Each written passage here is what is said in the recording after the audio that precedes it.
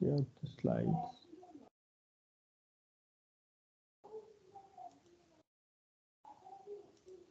Yes.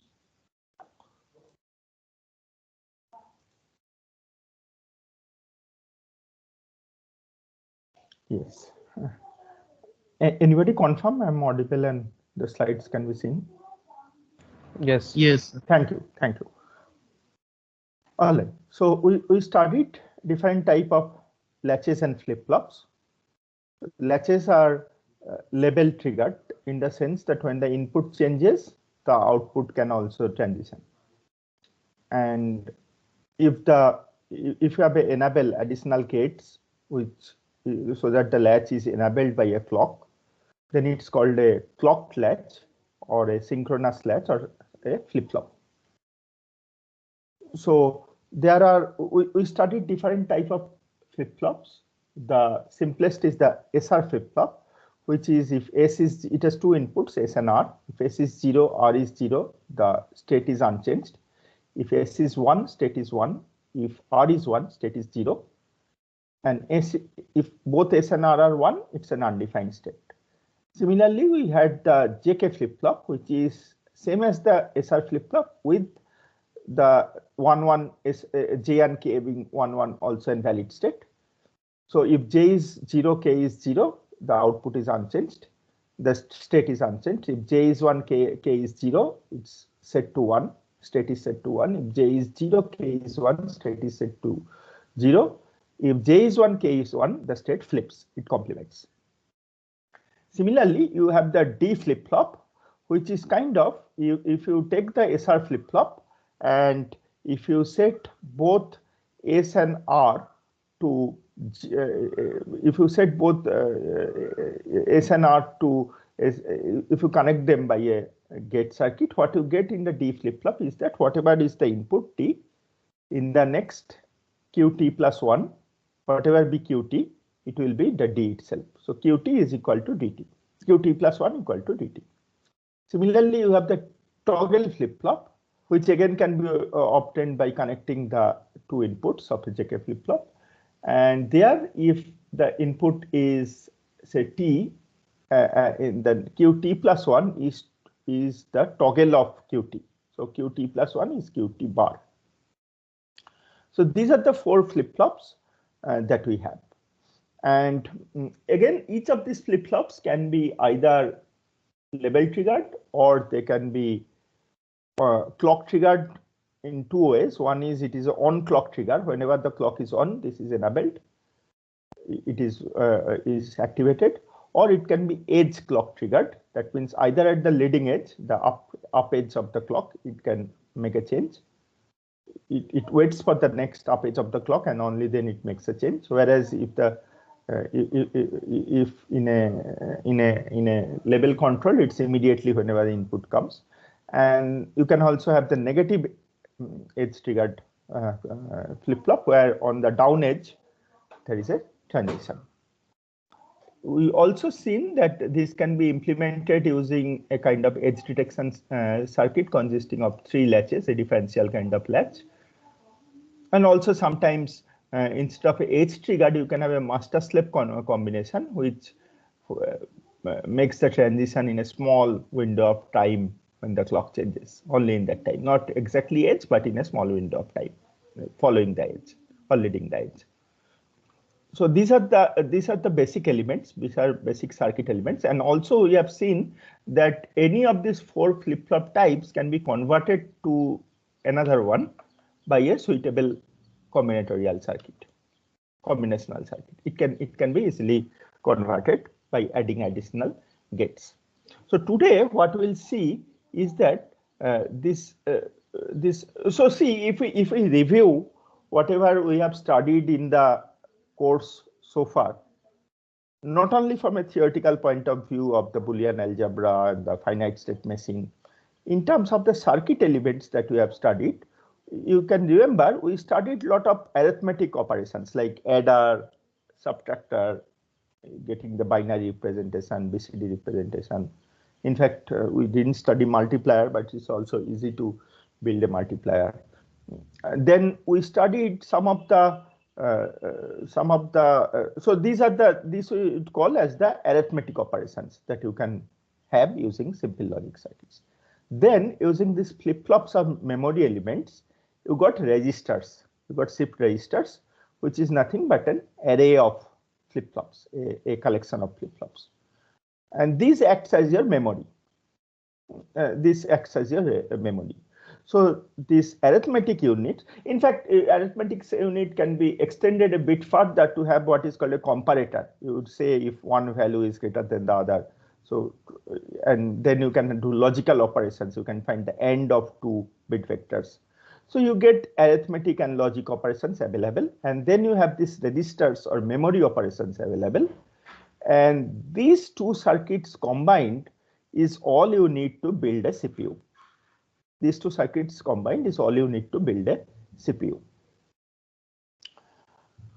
Okay, so there is one more important component of the CPU is that because it is a synchronous circuit, it can things happen only at the clock.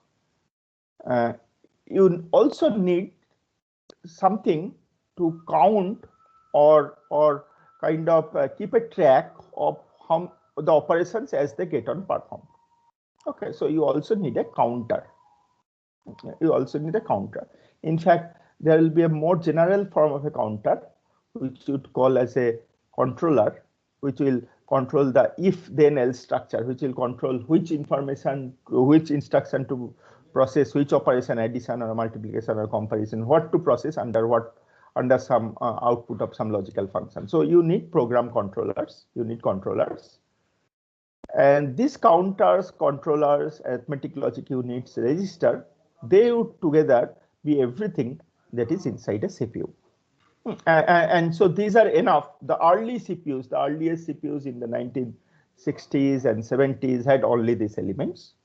Of course, the modern CPUs will have many of them, not just one, they will have many of them, and they will do additional sophistications so that you can do faster computation. But the basic, if you don't bother about the time, how much time it takes to perform certain operation, the basic operations are all these you need. These are the only digital circuits that you need to build a CPU. Okay, so arithmetic logic units you have completed, basic memory and finite state machines you have completed. We'll cover two more important elements. As I said, one is a counter, and register we have little bit covered, but some more details we'll cover in the next class. All right, so let's carry out our discussion on counters. All right, so a counter is nothing but a circuit which provides an output that counts the number of time a particular event has happened. As the name suggests, it keeps an count of the number of time an event has occurred. How does it do it? It does it in terms of a sequential circuit, a finite state machine, and to each of the value of the count, say 1, 2, 3, 4, or whatever, each of the value of the count, it has a state of the circuit associated with it. So there is a one-to-one mapping between a count value and a circuit state. Okay, and then what happens is that whenever an event happens, the circuit transitions from one state to another. And since there is a one-to-one correspondence between a circuit state and a count value, just by looking at what state the circuit is in, we can find out the count value. So if we look at the now what this event can be, this event actually can be anything. It can be anything. It can be maybe how many people has come inside a room. It can be how many times a motor has rotated. It can be in the most common form that we will use will be this will be how many clock edges you have encountered, you have got as input. So all our discussion we'll see, because all the other these external events and other things, they can be converted into a train of pulses. They can be converted into train of pulses, which we call as a clock. So without loss of generality, we'll say that our events will be nothing but clock cycles. So all the counters we design will count how many clock cycles has happened. Okay, so and the count value will go up 0, 1, 2, 3, 4. So if we have k states, we can count up to k. So this is called a modulo k or a mod k counter. It counts up to k. It can count k distinct values, k distinct count values. So we'll see that it's natural, because if you have n flip-flops, you can have at most 2 to the power n possible states. So if you want to count up to k, your 2 to the power n should be greater than equal to k. 2 to the power n should be greater than equal to k. So if you want to have a, say, if you want to count till 14, you have to take 2 to the power 4. You need 16 states. Okay, so if we look at and there is a repeatability. So if we look at the state transition diagram, it's kind of a simple and circular state transition diagram. There is no branching kind of thing. So one count, it's the property of any arithmetic. Is the, if you increase the count plus I plus is, you can have only one value next, you can have two values. So it's a simple cyclical state transition diagram where you move towards the count. And the thing is that after you reach the highest count, then it resets to the first count. It resets to the first count, which may be 0, which may be 1, as we decide, as we have our convention. So it resets and then it cycles. Now this cycling, even though the basic diagram is of this type, these cyclings can be both directional. It can be an up count, and also it can be a down count. It can be either a up count or a down count. So in general, so the mapping of the states to the count values, in general, they can be more complex. So in general, you may need a decoder circuit, or which is basically a combinational gate circuit, decoder circuit, which converts a state. Maybe now the state in the native form, this can be represented by the flip-flop value. So if you have 3 flip-flops, a state can be, say, 0, 0, 0, means all 3 flip-flops are in 0 state, or 0, 1, 0, so 0, 1 and 0 is the flip-flop steps. Now the output count values need not be 0, 1, 0 and 0, 0, 0 and so on. They can be in general. They can be something. They can be a, say, display. There can be a display like this 7-segment LED display. They can be anything. So in general, you will need a decoder to convert this by state representation to the desired output. But it can always be done because there is a one-to-one mapping between the state and the desired output value. Okay, so also again, without loss of generality, initially we will consider a direct mapping of the state to the output. So there is no decoder. The decoder is kind of an identity function. Okay, so if the state is in the second state, the output will be. If the decoder is in 0, 1, 0 state, the output will be 2. The count will be 2. So this is called a binary counter. Binary means the states, the flip-flop values, the flip-flop state values are nothing but binary representation of the count number. So if the count number is 3, 0, 1, 1 is the state. So this is called a binary counter because it's the binary representation. So in general, we can have other counters which will require a decoder between the flip-flop states and the desired output. A typical example is a digital clock where you have the display as 7-segment displays. BCD kind of converter will be required. Okay, so this is what is a counter. Now let us try to design initially. Let us try again this. Okay, let us try to design this these counters using flip-flops. All right. So now again, I'll just explain how do you go about this design process. But again, let me tell, there are again two type of counter. One is called a asynchronous counter, which means that, see, let's say I want to count from 0 to 7. I want a up counter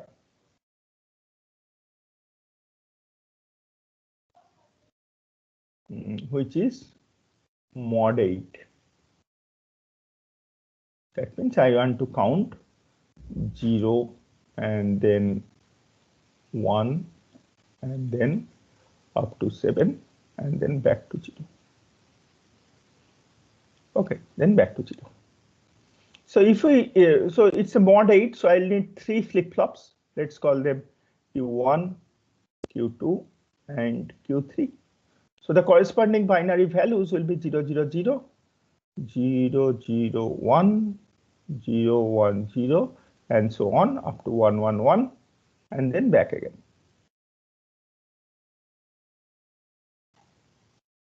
All right, so this is a mod 8 up counter. And I will need, since it's mod 8, I'll need 3 flip-flops to design this up counter. All right, now how this transition happens between these values, this again can be of two types. One is asynchronous.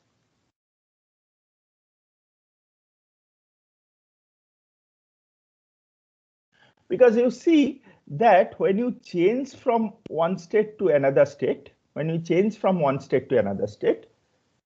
potentially all these Q1, Q2, Q3 values can change. So this will change to this will change to this, and this will change to this. All these 3 values can change. Okay, when you transition from one state to another state. In the asynchronous counter, what happens is that all these 3 changes or k changes, if you have a k bit, need not occur in the same clock cycle, same clock edge, need not occur in the same clock edge. So the first bit, the least significant bit, may change in one clock cycle, the second most least significant bit should change in the next cycle, and so on. All these 3 changes need not happen in the same clock cycle. Okay, so just maybe one bit changes and another bit changes.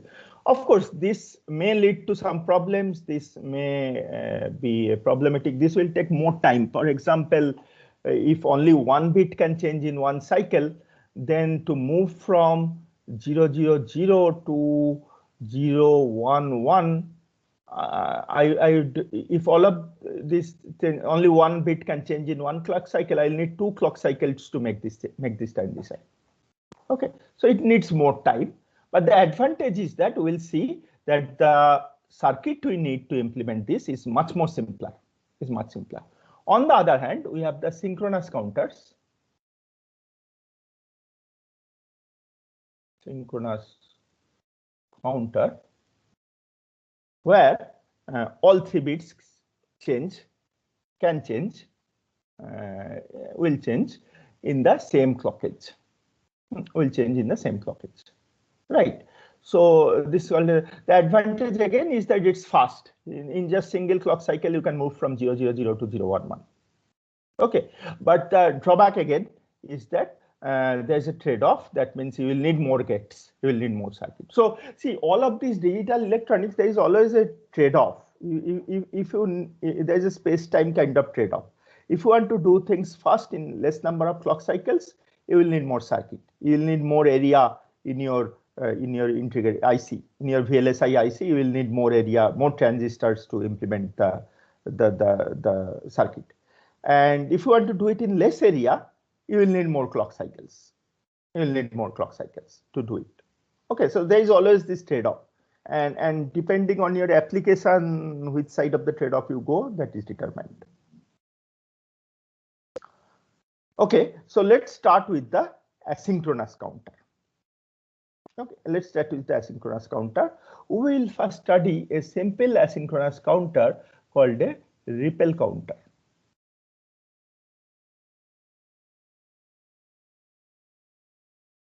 Ripple counter. Okay, so what the ripple counter will do is something like this. Suppose I start with this. Then, so let's say this is my LSB and this is my MSB.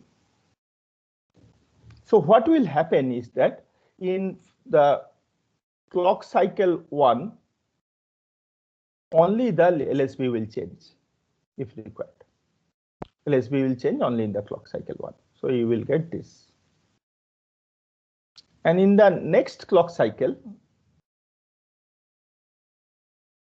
the next bit will change. So we'll get this. And in the third clock cycle, the next bit will change. If required, they may not change also. I'm just writing out. Maybe they will remain the same. And maybe they will remain the same. But if there is a change, it will happen only in the third clock cycle. So as if this change, these bits that are changing, ripples from MSB to NSB, just like you saw in a ripple carry adder. Okay, so first the least significant bit is added, then its carry is gone to the next significant bit, then to the next significant bit, and so on. So this way also, first bit changes, in the next cycle, next bit changes, in the next cycle, next bit changes, and so on. Okay, so as if you look at a clock kind of thing or a counter kind of thing in a time snapshot, if you look, you will see only one position changing at a time. You will see only one position changing at a time at each clock cycle. Whereas as a synchronous, all three will change at a time. All three will change at a time. Okay, so but this is called a ripple counter. So we'll see that we'll try to build a circuit to implement this ripple counter. Let me insert. Let me do one thing. Yes. Okay. So how do we design? Let us look at this observation. Let's have a mod 8 counter.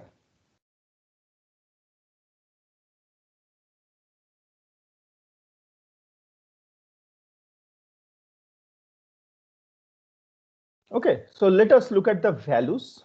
So 0, 0, 0 is 1. 0, 0, 1 is 2. We have it's a binary counter, so no decoder is required.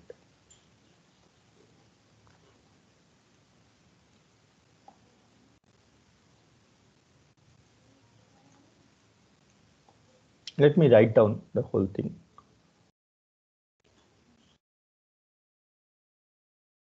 Have I made a mistake? Oh, sorry.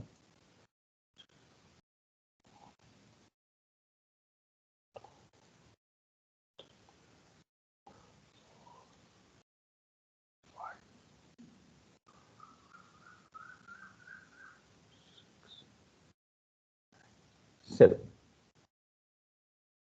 Okay, so if it is a binary counter, if my flip-flops go through these values and I do a binary to decimal counter conversion, then my output will look like 0, 1, 2, 3, 4, 5, 6, 7. It will look like this. Okay, and then again back to 0. It will look like this. Okay, notice one pattern. If we look at the least significant bit, whenever the least significant bit goes from 1 to 0, only then the next significant bit makes a transition. So let's find out the 1 to 0s. This is a 1 to 0 transition. This is a 1 to 0 transition. This is a 1 to 0 transition. You see that this has flipped.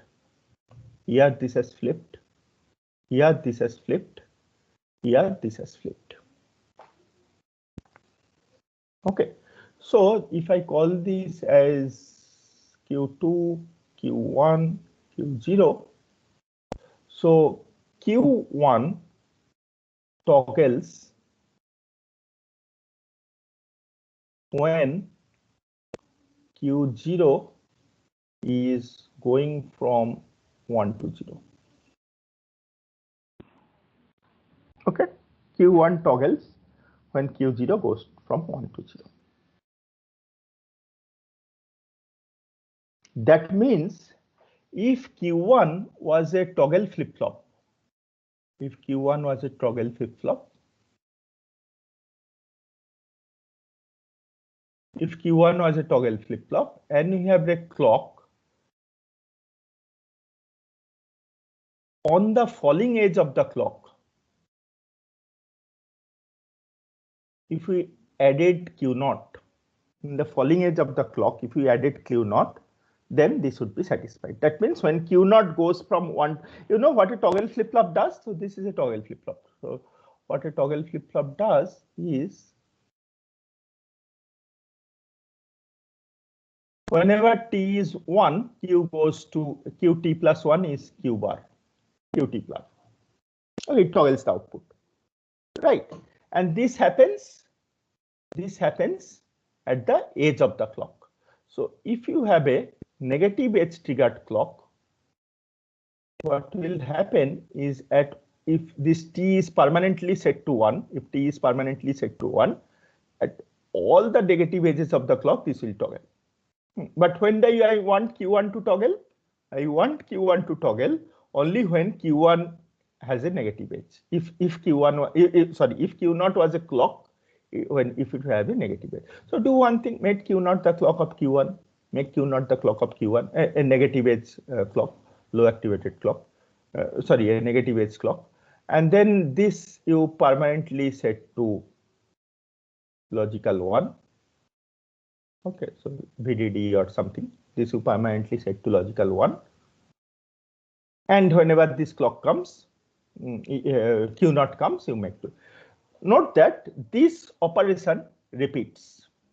If you look at Q1, whenever Q1 goes from 1 to 0, only then Q2 makes a transition. Q2 makes a toggle. Okay, so let's see when does Q1 goes to 1 to 0. This is where it goes to 1 to 0. This is where it goes to 1 to 0. Only 2 places. You see, these are the only 2 places where Q1 toggles. Q1 toggles. Okay, so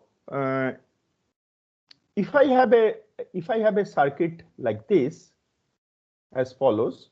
So note that I am writing the flip-flops in the reverse order.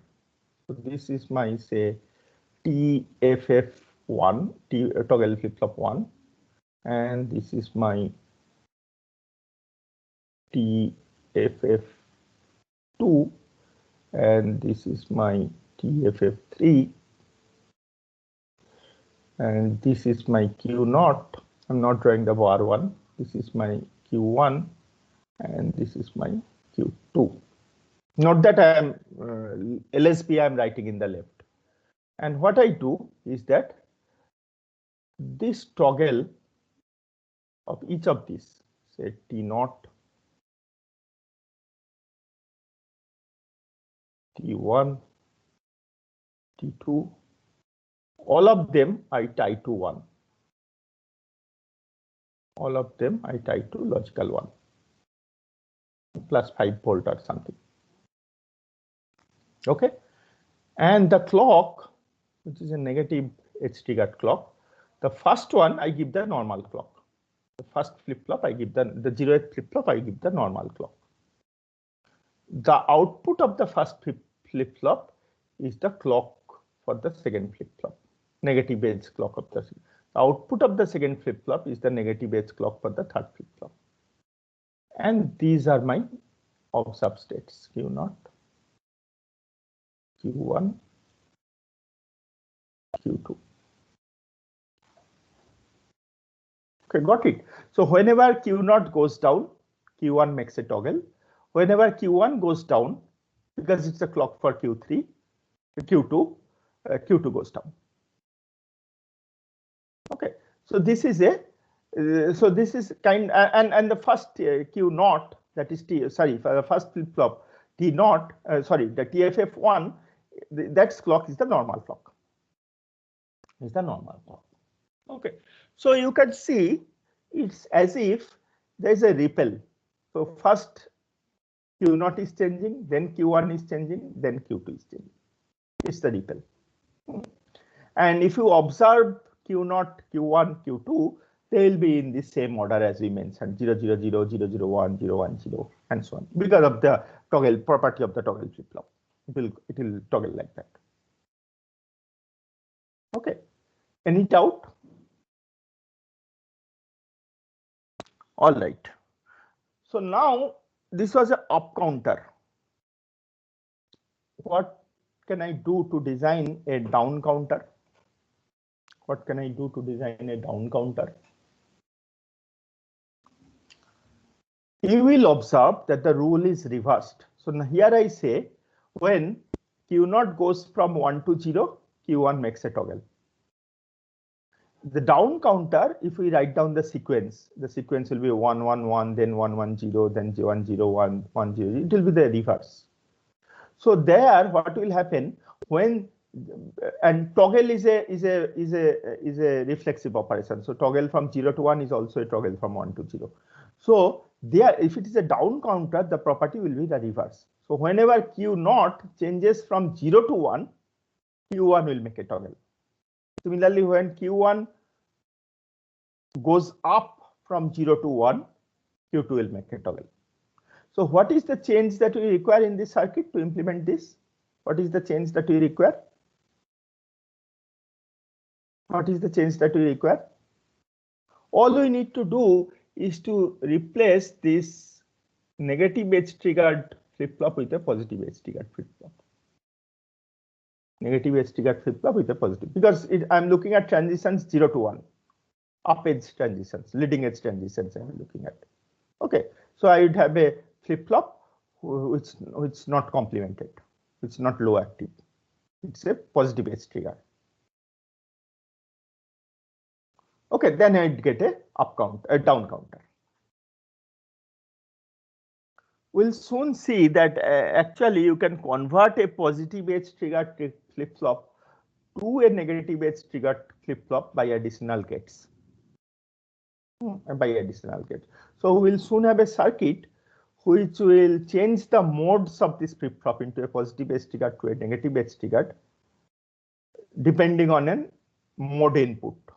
So it's a positive edge mode or negative edge mode, depending on a mode input with some additional gate circuit. We can convert a positive edge triggered flip-flop into a negative edge triggered flip-flop. Okay, and then if we have such a additional mode circuit, you can have a mode input denoting up counter or down counter. Depending on the value of the mode input, you can either have an up count or a down count. Okay, so this is another implementation. This is slightly, I have used a JK flip-flop, but as you can see that if J and K are both 1, 1, then it's basically a toggle flip-flop. J and K are 1, 1, it's basically a toggle flip-flop. So what we have done is that we have used a JK flip-flop with J and K both tied to 1. And the first flip-flop is a negative edge triggered flip-flop with a system clock, whereas the next, second and the third flip-flops clock are the first flip-flop's output and the second flip-flop's output. Okay, any doubt regarding this? All right. So now let us see one more thing. Let us look at this timing diagram. Let's say this is my clock. So any change will happen in the negative edge of the clock. So if you observe the value of Q0, what will happen?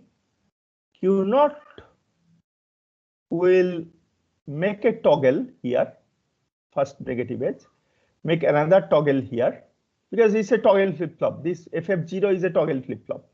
Okay, so whenever a negative edge of the clock comes, Q0 toggles. So here it will toggle, toggle number 1, toggle number 2, toggle number 3, toggle number 4. This will toggle. One thing you observe, okay, now what will happen to Q1? Because for Q1, the clock is Q0. So whenever there is a negative edge of Q0, only then Q1 will toggle. So Q1 will toggle here. It will again toggle here. It will again toggle here, because at the negative edge of Q0, it will toggle. It will again toggle here. Similarly, Q2 has Q1 as a clock. So it will toggle at the negative edge of the clock. It will toggle once here and it will toggle once here. So this will be the waveforms. Note one thing, that if we look at the frequency of the clock, and if we look at the frequency of this pulse train, you will see if the clock has a frequency f, Q0 has a frequency f by 2, Q1 has a frequency f by 4, Q2 has a frequency f by 8. Okay, so using this kind of ripple counters, you can actually reduce, you can have a clock with a reduced frequency if that is required. You can have a clock with a reduced frequency. One more thing you note is that suppose my clock looked like this. My clock looked like this, with a not a square wave, with an uneven duty cycle. This is my clock. What will happen to Q0? What will happen? How will Q0 look like? So it starts with 0, then it will transition here. These are the negative edges. It will transition here. Next transition will be here. Next transition will be here. So you see, Q0 is a square wave. It has a uniform duty cycle. Sorry, it has a 5.5 duty cycle. It's a square wave. Both the on period and off period of the clock are included in the cycle of the Q0. Okay, so if you have a non-square wave clock, you can convert it into a square wave clock by using this kind of ripple counter.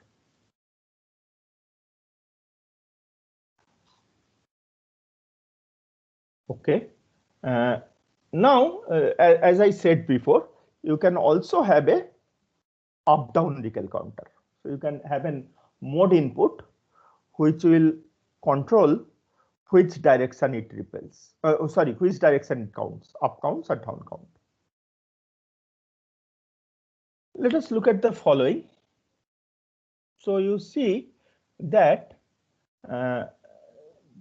so suppose this is a mode input which can be 0 or suppose the mode is 1. Suppose the mode is 1, which denotes an up count.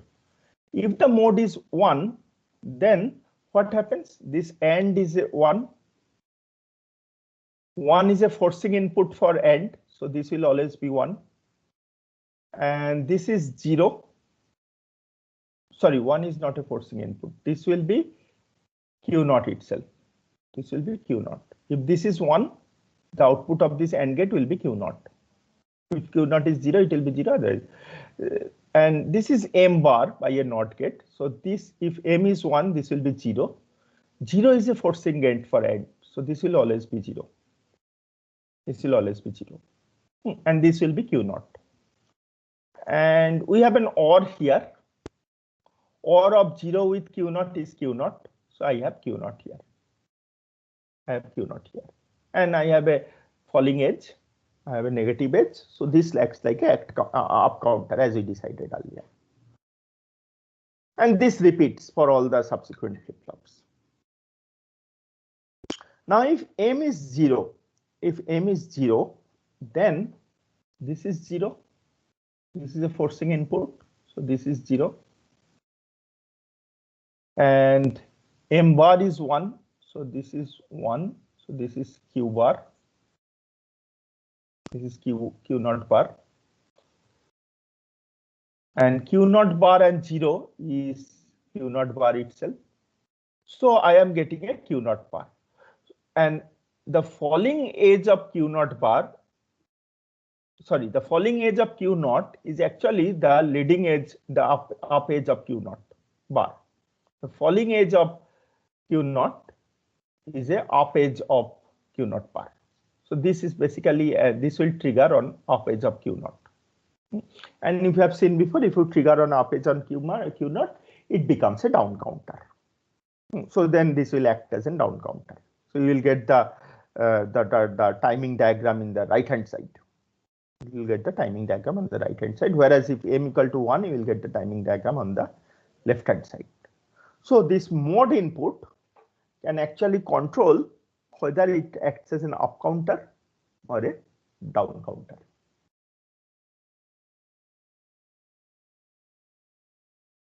Okay.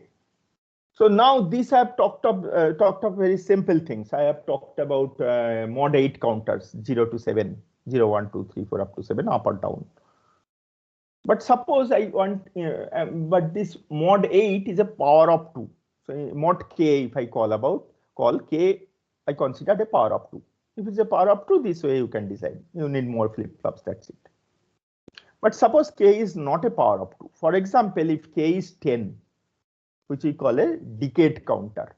If k is 10, that we call a decade counter, then what will happen? Then how do you design such a counter? So what we'll do, we have to choose the next upper value of 2 to the power. We have to choose so many flip-flops so that this 2 to the power n is the next upper value after k. Okay, so if k is 10, then I should choose n to be 4. Then I choose n to be 4. So I've chosen 4 flip-flops, just like the way I had done earlier. Now let us look at the transition. So I go from 0, 0, 0, 0, 0, 1 up to 10. How much is 10? 10 is 1. Oh, sorry, I need 4 values. 0, 0, 0, 0, 0, 1. 10 is how much? 10 is 8 plus 2. Up to the remaining values doesn't matter. So the remaining values are there. It should have been 11 and so on. But this we don't want. Instead, we want after this, it should go back to 0, 0, 0, 0. Okay, I'll count up to 10. Sorry, I'll count up to 9. I made a mistake again. I'll count up to 9. I'll count up to 9. And then I'll go back to 0, 0, 0, 0. The remaining values should not appear in the state transition table. Remaining values should not appear. Okay, I go up to 9, then I go back to 0. All right, so if I call this Q3, Q2, Q1, and Q0, what does 9 means? When does 9 is on? 9 is on when Q3 is, so I can write this termination of count when Q0 is 1 and Q3 is 1. So Q0, Q3. End of Q0 and Q3. Whenever end of Q0 and Q3 is true, it should reset to 0. It should reset to 0. Okay, so how do I do that? Let's say in these flip-flops, I have a set reset unit. So this is asynchronous set reset, or maybe here synchronous set reset. So whenever it is reset is, this is an, you studied earlier, you can have an additional asynchronous preset clear input. So this is kind of a clear input. It makes it all states to 0 again. It's kind of a clear input. So what I do is, as I said, is the following. So I look at the end of Q3 and Q1. Maybe I made a mistake here. It will be Q1 and Q3. It will be Q1 and Q3. And whenever that is true, all these reset lines are set to 1. All these reset lines are set to 1. Okay, so whenever you reach a count of 0, 1, 0, 1, whenever you reach a count of 0, 1, 0, 1, everything gets reset back to 0, 0, 0, 0 by means of this reset line. Okay, so this is a decade counter. It counts up to 10. This is okay. This is a recase. So any k which is not a power of 2 can be realized by having this additional termination circuit, additional logic termination circuit. Now let us see what happens if we cascade the counters. Because see, it's a ripple counter. So I have one counter, which is a mod K1 counter. It counts from 0 to K1 minus 1, mod K1 counter. I have the clock as input, and I have the states. Let's say some number of states, say Q3, Q2, Q1, Q0. And I have another counter, which is, let's say, mod K2 counter. Okay, it also has some states, say Q3 prime, Q2 prime, Q1 prime, Q0 prime. Okay, so if you tie up these counters, because see, nobody has stopped you, you can, what I mean by tie up is that I can, in fact, I should have drawn it the other way around. So if this one gets connected to this one, I repel further. I don't see in the repel, I was ending at here, Q3. I was ending at Q2 here. I was ending at Q2. But suppose I have another block.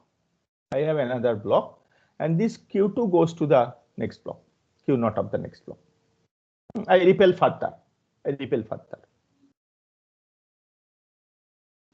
Okay, I repel further. So this Q3 of this goes to the Q0 of the next counter.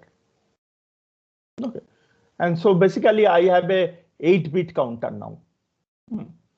So you can easily see if this was you can show, actually I'm not doing it.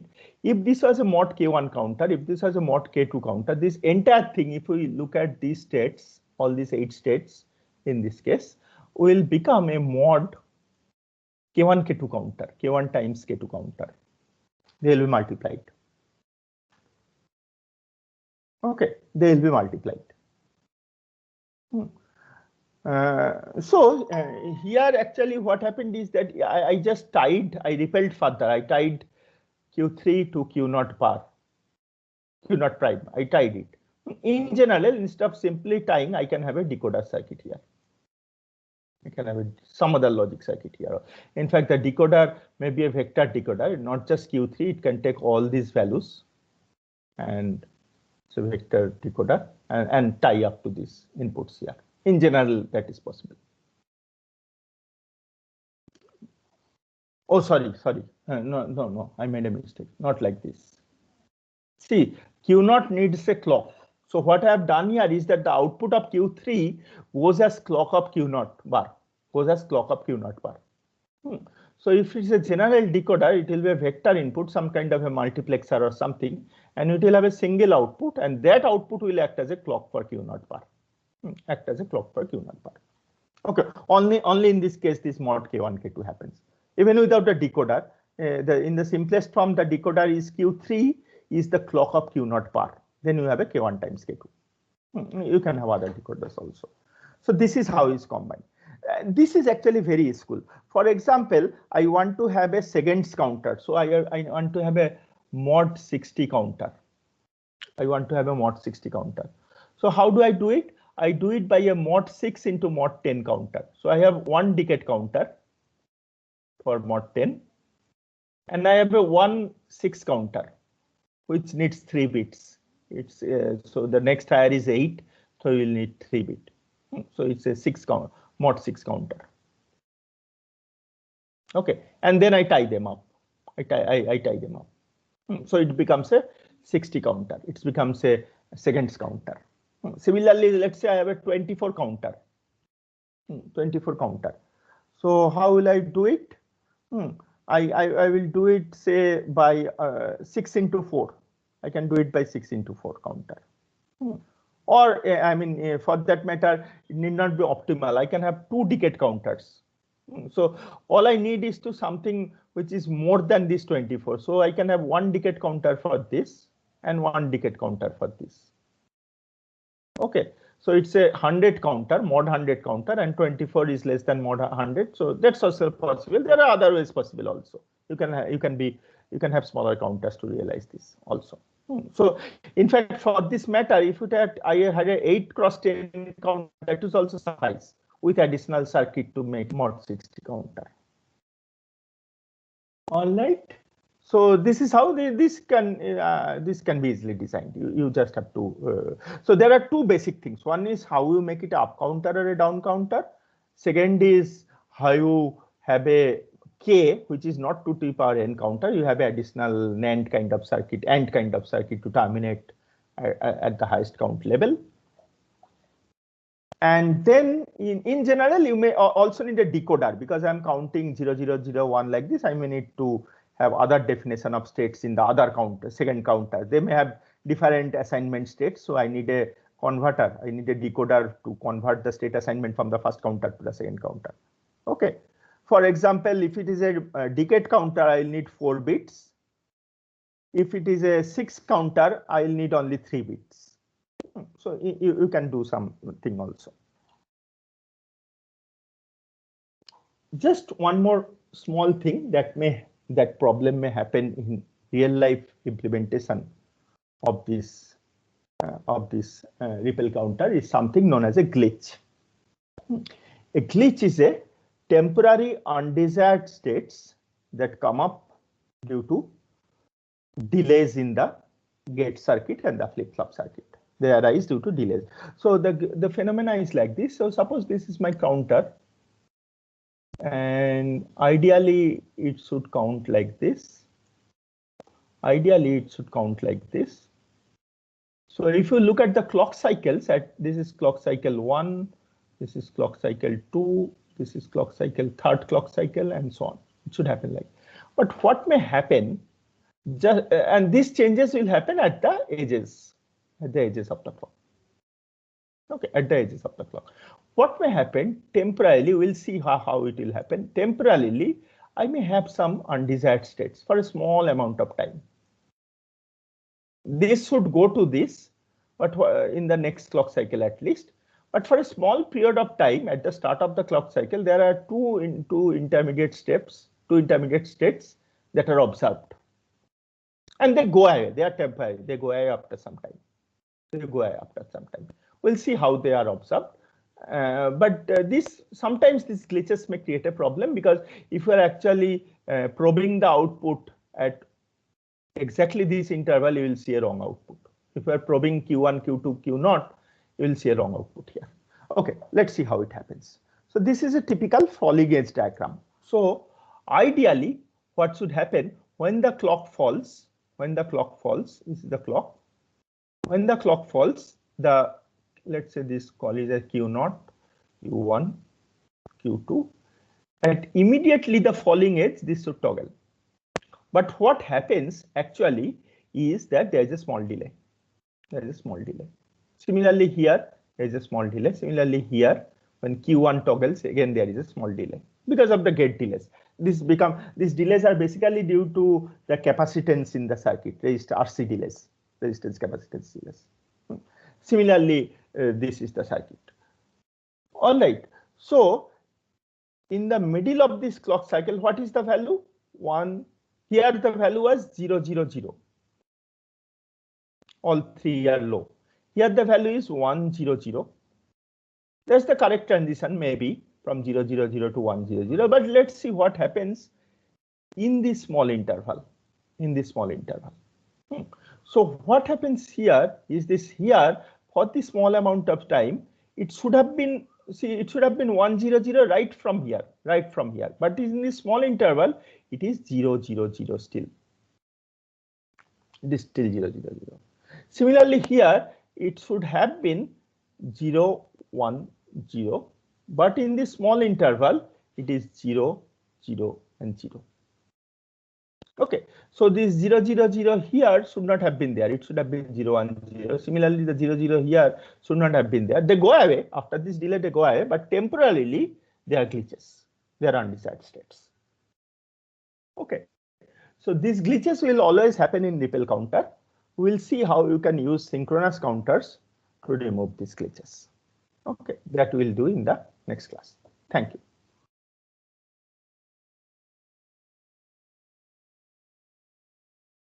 Any question?